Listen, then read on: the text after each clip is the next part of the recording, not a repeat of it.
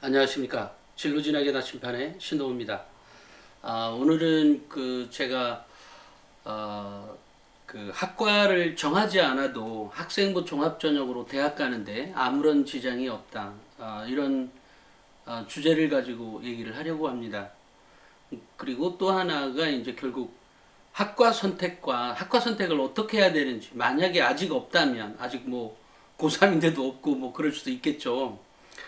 학과 선택과 직업과 진로 어떻게 해야 하나, 또 그리고 그것이 학생부 종합전형의 그 진로 설계, 예를 들면 진로 설정과 어떤 관계가 있는지에 대한 얘기를 좀 하려고 합니다. 분명히 그 학과 선택을 할 때, 학과 선택하는 방법이 먼저겠네요. 학과 선택을 하는 데 있어서는 결국 그 학과 선택을 했다는 얘기는 아이의 고민의 깊이를 얘기하는 겁니다. 그래서 학생부 종합전형에서 학과 선택이 되어 있는 애들에 대해서 좀 더 높게 평가하는 이유는, 높게 평가하고 싶어서가 아니라 그것 자체가 있다는 게 중요한 것이 아니라 그 아이의 깊이의 정도를 알고 싶은 거예요. 그러니까 예를 들면 그 1학년 때는 좀 더 바운더리가 넓을 수 있죠. 또 2학년 때는 조금 더 좁혀지고 3학년 때는 또 좁혀지거나 아니면 전혀 다른 걸로 갈 수도 있겠죠. 그러니까 이런 과정들 때문에 이 아이가 높게 평가되는 것이지, 학과를 정했으니까 높게 평가된다, 이런 얘기가 아닌 거예요. 아닙니다. 그러니까 그런데 이제 더 중요한 것은, 도대체 이 아이들이 학과 선택을 잘 못하잖아요. 아니 물론 하기도 하는데 못하는 아이들이 있죠. 예를 들면 어떤 아이들은 뭐 난 성적대로 갈 거야라고 생각하는 아이가 있어요. 원래부터. 어찌됐건 뭐 그런 아이가 있고, 그렇지 않고 학과 선택을 하기 위해서 고민도 안 해본 아이들이 있기 때문에 좀 더 깊은 고민이 필요하다라는 거죠. 예를 들면 덴마크가 스콜레가 있나요? 네, 스콜레라고 있습니다. 그러니까 덴마크에서는 11학년, 10학년도 때 1년 동안에 그 자신의 진로를 찾아볼 수 있도록 밖에 가서 1년 동안 이렇게 일을 할 수 있는 그 기간, 그러니까 한국으로 얘기하면 자유학기제 같은 게 있어요. 그래서 그것을 통해서 자기 직업을 탐색해 가는 거거든요. 그러니까 이런 것들처럼, 그러니까 한국도 이제 그런 걸 본따서 자유학기제를 만들었죠. 그런데 문제는 이제 중학교 1학년 때 만드는 거죠. 중학교 1학년 2학기 때. 그러니까 이렇게 만들다 보니까 아이들이 이제 사실은 좀 더 빨리 좀 빠르죠. 중학교 갓 졸업, 그러니까 초등학교 갓 졸업해서 6개월 정도 지나자마자 좀 어렵죠. 근데 또 이것도 그러니까 교육 정책이라는 게 아주 웃기는 게, 우리는 또 대입에 대한 게 그 매우 중요하죠. 뭐또 하나는 이제 고입도 매우 중요하죠. 대학을 잘 가기 위해서 특목고 자사고에 가는 경우도 있으니까요. 실제 잘 갈지 말지는 두 번째로 치고, 일단 이제 그런 사고가 있습니다. 이러다 보니까 자연스럽게 중3은 안 된다. 원래 중3 때 하려고 한 걸로 알고 있어요. 근데 중3 때 안 된다는 이제 그 진학에 많은 그 관심을 갖고 있는 학부모들의 반대, 또 그런 여론에 밀려서 이제 중학교 1학년으로 내려간 거예요. 이제 그러다 보니까 사실은 교육이 그러니까 하기는 하지만 잘 제대로 안 되는 거죠. 근데 우리 교육에 보면 그런 것들이 너무 많지만, 뭐 오늘은 그런 얘기를 하려고 한 건 아니니까. 어쨌든 아이들이 학과 선택을 할 때, 우리가 이렇게 먼저 이해하셔야 돼요. 제가 먼저 학과 선택에 대한 얘기를 하고 그 다음에 대입을 얘기할게요. 학과 선택을 하는 데 있어서 아직 정하지 못했다. 뭐 그건 그것대로 좋아요. 하지만 아이가 고민의 깊이까지, 내가 어떻게 살아야 되는지에 대한 고민의 깊이까지 해볼 수 있는 방법이 결국은 그것이 학과 선택으로 귀결되는 거거든요. 그런 거예요. 물론 그렇다고 해서 나 대학 안 가, 뭐 이렇게 정했다 말 말이 없지만, 그러니까 고민의 깊이 정도를 만들어 놓고 내가 학과 선택을 안 하는 거랑, 아예 나는 관심이 없으니까 학과 선택을 안 하는 거랑은 차이가 있죠. 하지만 그럼에도 불구하고 늦은 아이들이 있어요. 그래서 제가 이게 늦은 아이들은 결국은 이제 학과 선택이라도 정하고 자기 관심사를 이렇게 찾아가면 그나마 굉장히 나은 케이스이지만, 그렇지 않은 경우에는 결국은 그 학과를 이제 가도록 그 뭐죠? 학과 선택은 뭐 아무나 정말 뭐 대학을 결정해도 좋다라는 거죠. 대학을 뭐 정말 원하는 대학이 뭐 서울대면 서울대, 연대면 연대, 고대면 고대, 뭐 한양대 한양대, 중앙대면 중앙대, 이런 식으로 좀 높게 정하는 게 좋겠죠. 아무래도. 근데 그것을 스포츠를 좋아하는 아이들, 농구를 좋아하는 애들은, 요즘 농구가 어디가 유명한지 모르겠네. 예전에 중앙대가 잘했었는데 잘 모르겠어요. 예를 들면 또 배구라면 뭐 한양대 갈 수도, 배구를 좋아하는 아이들이라면, 야구를 좋아하면 연대고대 가야 돼. 요즘은 어디죠? 어쨌든 축구를 좋아하면 또 축구를 좋아하는 대학, 뭐 그런 대학이라도. 그래서 제가 아이들이 취미도 갖게 해라 뭐 했던 얘기들이 여러 가지가 포함되어 있는 내용이에요. 물론 아이가 뭐 게임만 좋아한다, 사실 그 게임을 놓고 그 시간에 야구장에 가서 야구를 본다는 그런 열의가 있는 아이라면 그나마, 그죠? 축구를 좋아하면 뭐 자기 지역 내 이 연고 구단을 찾아가서 뭐 관람을 한다든지, 뭐 그러다가 그 축구를 잘하는 대학이 어딘가 찾아가서 한다든지, 어쨌든 그런 다양한 취미가 필요한데, 어찌됐건 학과를 선택하는 데 있어서 학과 선택이 안 된다라고 하면 대학이라도 정할 수 있게끔 만들어주는 게 필요하다. 또 하나, 우리가 학과 선택을 하는데 보통의 이제 직업인들을 조사를 해봤더니, 자신의 학과를 졸업을 해서 자신의 학과와 관계를 갖고 있는, 현재 직업을 갖고 있는 사람들은 40%에서 45% 밖에 되지 않습니다. 나머지는 또 다른, 뭐 전혀 다른 업종에 있는 일을 하고 있는 거죠. 그래서 우리가 어떤 거에 뭐 정말 그 학자가 될 거가 아니라면 다양한 방면에 어떤 사고를 할 수 있는 여건을 마련해 주는 게 필요한 거죠. 그러려니까 뭐 독서도 해라, 그러려니까 취미도 가져라, 뭐 이런 얘기인 거예요. 이러니까 우리 그 학과를 선택하는 데 있어서, 우리 아이는 학과 선택이 안 됐으니까 학생부 종합전형으로는 안 돼, 뭐 그렇게 생각할 수도 있지만, 그것은 결국 대학에서 요구하는 전공 적합성 때문에 그런 거거든요. 아까처럼 학과를 정했으면 그 깊이의 정도가 다르다 그랬죠. 근데 우리가 전공 적합성이라는 것을 생각해 보자는 거예요. 가끔 이제 어떤 학부모님들이 이런 얘기를 합니다. 아니, 우리 반 아이 중에, 그러니까 우리 아이의 그 같은 반 아이 중에 이번에 대학을 잘 간 아이가 있는데, 걔는 전공 적합성하고도 전혀 관계없는 과에 합격을 했는데 이게 말이 됩니까? 대학은 전공 적합성을 본다면서요. 이렇게 이 하소연하시는 왜냐면 자기 자녀는 좀 더 밑에 대학을 가기도 했고, 그리고 나름대로 전공과 관련한 준비를 나름대로 했다고 생각을 했는데, 이제 그렇게 아무것도 준비 안 한 저애는 그 대학에 합격을 했고, 그렇다고 내신이 어마어마하게 좋은 것도 아닌데, 내 아이에 비해서 내 내신도 좋아도 내 아이가 더 좋고 뭐 이런데 떨어졌다 이거예요. 이러니 열받는 거죠. 그러니까 이제 학생부 종합전형은 나 모르겠어, 깜깜이야, 뭐 이렇게 얘기들 하세요. 그것은 전공 적합성에 대한 오해에서 만들어진 산물이다, 이렇게 봅니다. 그러니까 서울대에서는 우린 전공 적합성 안 봐요, 이렇게 얘기를 하는 거죠. 아니 실제로 안 본다고 얘기를 합니다, 서울대 학교에서는. 근데 나머지 대학은 또 전공 적합성을 다 얘기를 합니다.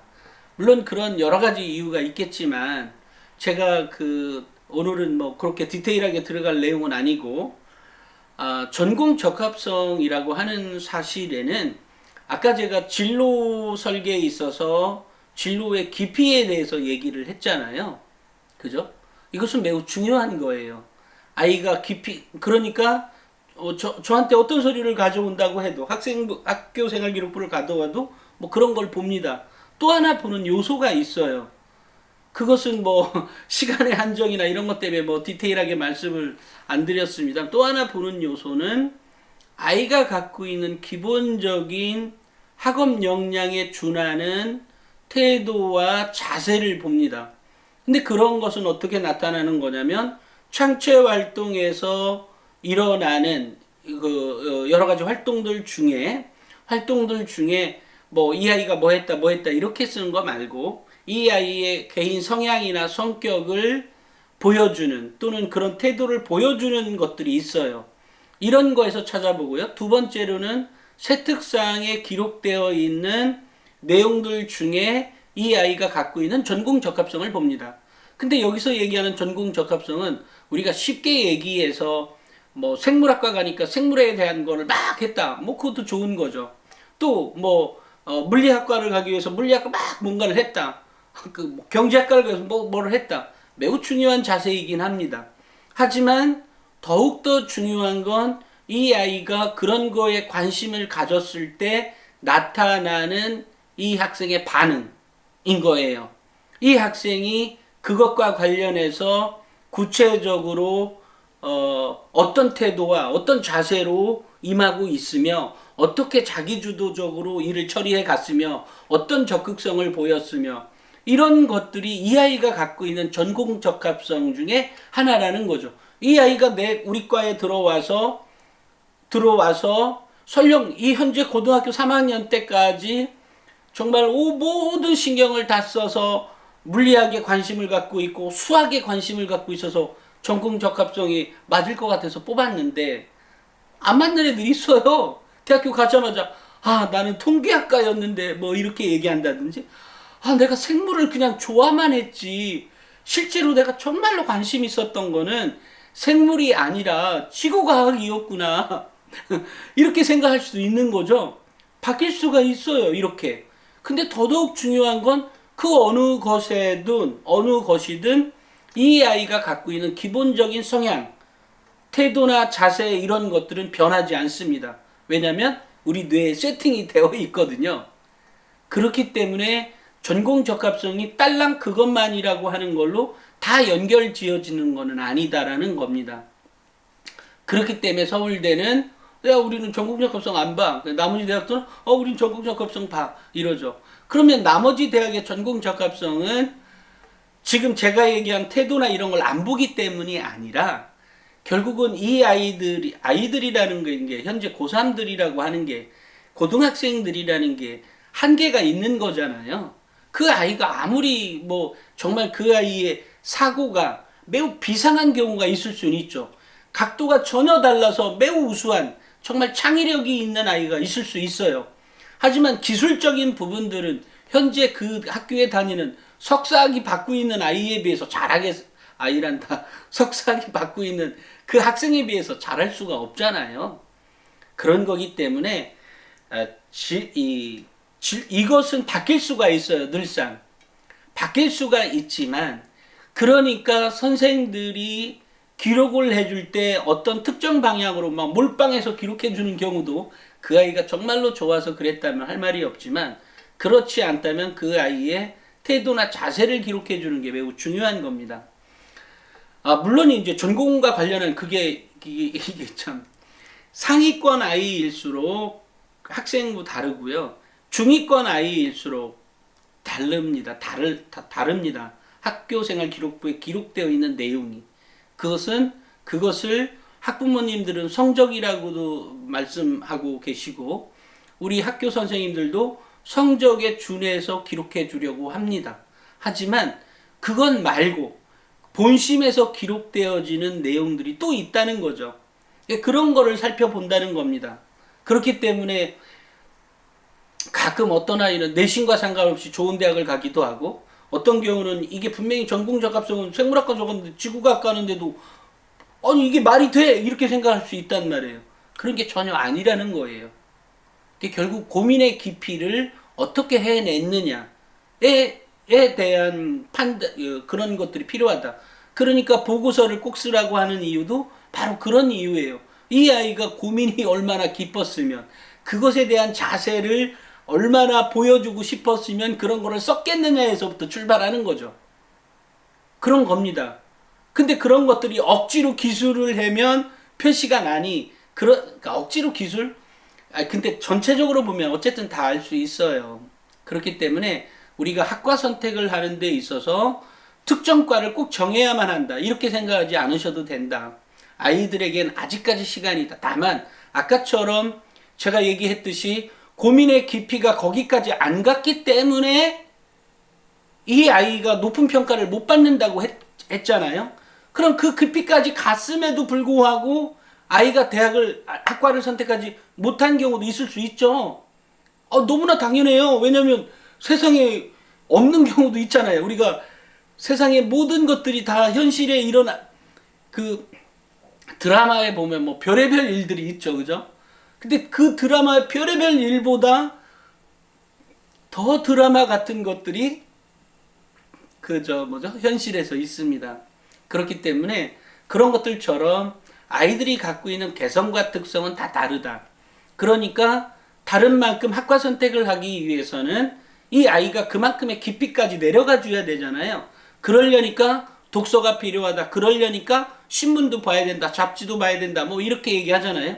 그러니까 우리가 나침판이나 톡톡에서 뭐 별의별 자료들, 어떨 때는 흥미, 어떨 때는 학습, 어떨 때는 철학, 어떨 때는 미술, 뭐 별의별 것들로 넣어주려고 그냥 막 여러 가지를 넣어주고 있는 거죠.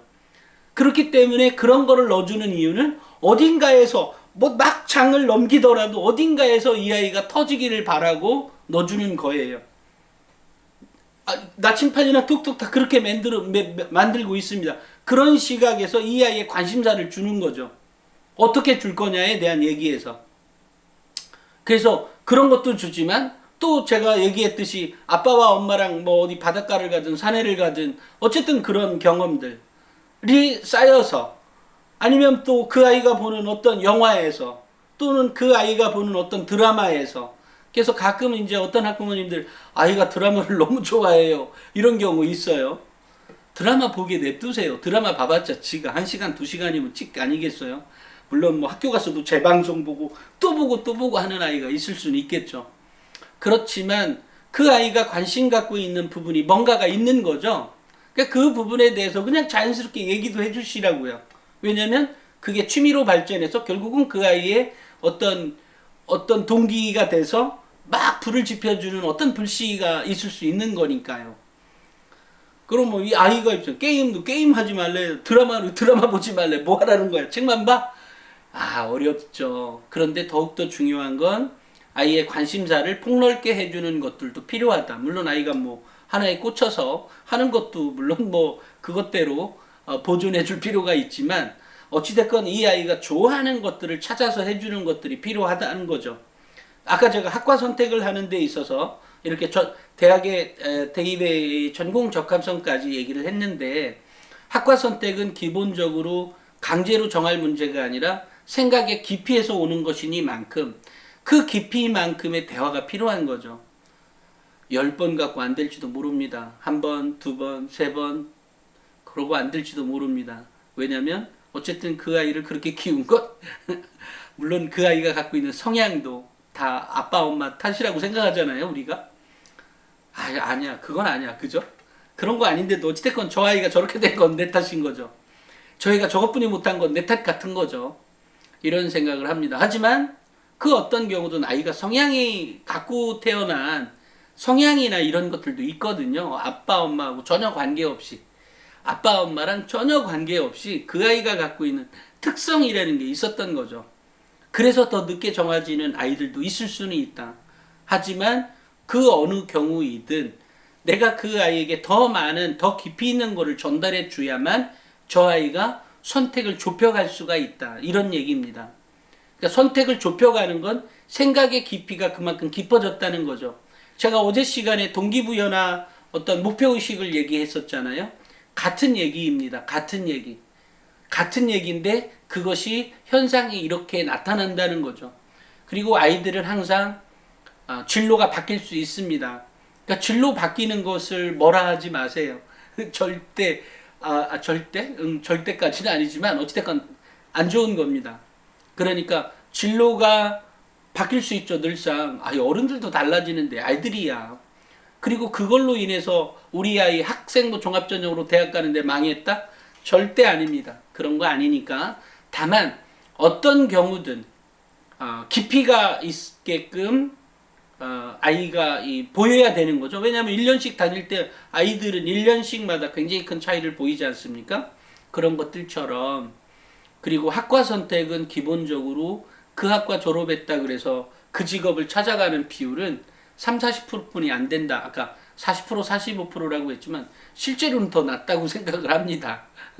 그냥 관련된 거를 굳이 찾자 보니까 40%, 45%인 것이지 실제는 그렇지가 않다. 제가 어제도 말씀드렸죠. 봉준호 감독도 사회학과 출신이지만 영화 감독이 된 것처럼 또 영화 감독과 영화 감독? 영화 영화 쪽인데 뭐 전혀 다른 업종에서 일을 하는 사람도 있고 영화 감독인데 알고 봤더니 그냥 코미디언, 개그맨 될 수도 있는 거고요. 뭐 별의별 그 사례가 있어요.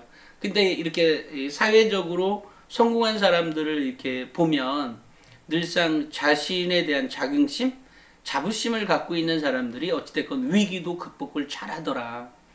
이런 생각을 많이 합니다. 그래서 오늘은 제가 대학에서 학과를 선택하는 데 있어서 학과 선택이 제일 중요한 것처럼 인식하는 것도 무리가 있다.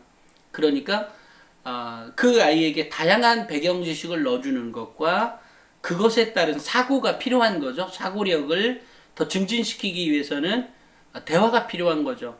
대화를 통해서 그 학생에게 창의력이 생기거든요. 토론은 창의력을 생기게 하는 산물입니다. 그런 거예요. 예전에 뭐 그리스도 뭐 아테네 철학자들 보면 다 그런 거거든요. 대화하다 보니까 궁금한 점이 풀리고 이러면서 이렇게 성장해 가는 것처럼 창의력의 창의력을 북돋아 주는 거예요. 이 대화는. 근데 여기서 창의력이 하면 뭐 굉장히 무슨 큰 벤처 같은 거 만들 무슨 기막힌 아이템을 얘기하는 창의력이 아니라 결국 대안 제시 능력이죠. 여기서 대안 제시 능력이라는 건 결국 대화를 통해서만이 나의 갈 길을 스스로 터득해 갈 수 있는 아이디어, 또 다른 대안이 나올 수 있다는 이게 창의력인 거예요. 이 부분을 해주라는 거죠. 그러니까 대화가 필요하다는 거죠. 어제 어떤 한 학부모님이 제가 그거 얘기는 또 따로 얘기하려고 했는데 이게 마침 이제 생각이 나네요. 그 학부모님은 이렇게 철든 아이에게는 잔소리를 하게 되고 철들지 않은 아이에게는 잔소리를 덜 하게 된다고 얘기를 하더라고요. 그래서 제가 혼자서 뻥 터졌습니다. 오! 이러면서 웃었습니다. 왜냐면 저 지금 생각해도 재밌어요. 왜냐면 공감이 되거든요. 공감을 했어요. 맞아. 뭐 이럴 수 있는 거였죠. 그런데 여기서 중요한 아까처럼 철 들지 않은 그 아이. 철 들지 않은 그 아이. 아우 이뻐라. 그러니까 이 제3자는 이뻐요. 그죠?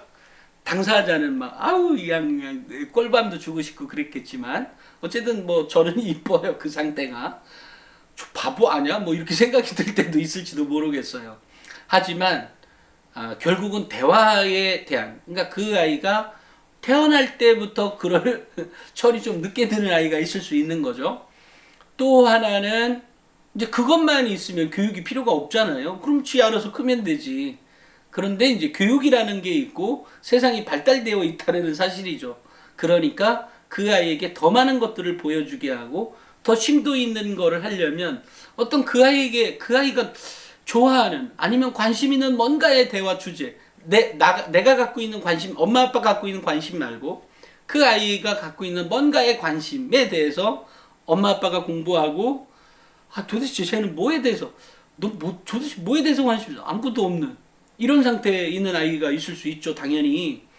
그러면 그 아이에게 어찌됐건 뭔가 흥미 요소를 발견해 내야 돼요. 이게 차라리 놀러 가는 거라면 놀러만 가세요. 근데 놀러만 가는데 걔가 편한 것만 좋아한다?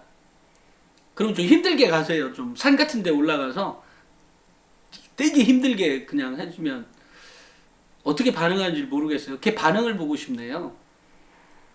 그러면 다시는 안 올라야지 뭐 이런 생각 됐을 수도 있고요. 어찌됐건 이것도 좋은 경험이죠. 그런 경험들을 그 아이에게는 더 많이 해줘야 될 그런 필요성이 있을 수도 있다는 겁니다. 이런 생각을 하게 됩니다. 오늘은 여기까지 하겠습니다. 제가 앞으로는 주제를 좀 더 넓혀서 더 많은 대화를 하도록 하겠습니다. 오늘은 여기까지 하겠습니다. 감사합니다.